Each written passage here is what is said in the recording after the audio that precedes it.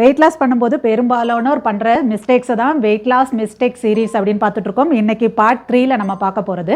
So உங்களுக்கு weight loss பண்ணுமா, சுகரை விடுங்க அப்படின்னு சொல்கிறோன்னு வைங்களேன். உடனே அவங்க என்ன சொல்லுவாங்க அப்படின்னா, ஐயோ சுகரை ஜீரோலாம் பண்ண முடியாது, என்னால் ஸ்வீட்ஸ்லாம் விட முடியாது, எனக்கு சாப்பிட்டு முடித்தோடனே ஒரு பாதி ஸ்வீட்டாவது வேணும், எனக்கு அது போதும், நான் அதில் அப்படியே கொண்டு போயிடுவேன், என்னோட செல்ஃப் கான்ஃபிடன்ஸ், வில் பவர் அதெல்லாம் யூஸ் பண்ணி அந்த ஆஃப் ஸ்வீட்டோடு நான் நிறுத்திக்குவேன் அப்படின்னு சொல்லுவாங்க.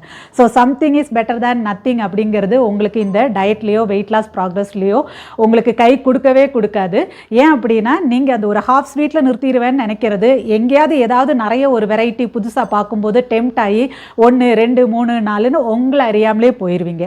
ஸோ இதில் நீங்கள் ஜீரோ பண்ணுறதுங்கிறது தான் உங்களுக்கு ரொம்ப ஈஸியாக இருக்கும். ஆனால் நிறைய பேர் அதுதான் கஷ்டம் அப்படின்னு நினச்சிட்டு தான் ஒரு ஹாஃப் ஸ்வீட் 1 ஸ்வீட் அப்படின்னு சொல்லிட்டு கொஞ்சம் கொஞ்சமாக எடுத்துகிட்டு அது இன்னும் ஓவராக அதை எடுக்கிறதுக்கு, கிரேவிங்ஸ் அதிகமாகிறதுக்கு, ட்ராப் பண்ணுறதுக்கு அதுதான் காரணமாக இருக்குது. So believe me, just zero பண்ணுங்கள். எதை நீங்கள் சாப்பிட்டுட்டு இருந்தீங்களோ, ஒரு சுகரி ஐட்டம்ஸ் எடுக்காதீங்க அப்படின்னு சொன்னால் ஃபுல்லாக எல்லா சுகரையுமே ஜீரோ பண்ணுங்கள். டோட்டலாக ஒரு 1 வீக் 10 டேஸ்க்கு உங்களுக்கு கஷ்டமாக இருக்கும். ஆனால் அதுக்கப்புறம் உங்கள் பாடி ஈஸியாக அடாப்ட் ஆகி அதை உங்களை கன்சிஸ்டண்ட்டாக கொண்டு போகிறதுக்கு ஹெல்ப் பண்ணும். ஸோ அரை 1 அப்படின்னு ஒரு மார்ஜின்லேயே நான் தொங்கிட்டு இருக்கேன்னு வைக்கவே வைக்காதீங்க, அது உங்களுக்கு கை கொடுக்காது. சுத்தமாக ஜீரோ பண்ணுங்கள், அதுதான் உங்களுக்கு ஹெல்ப் பண்ணும்.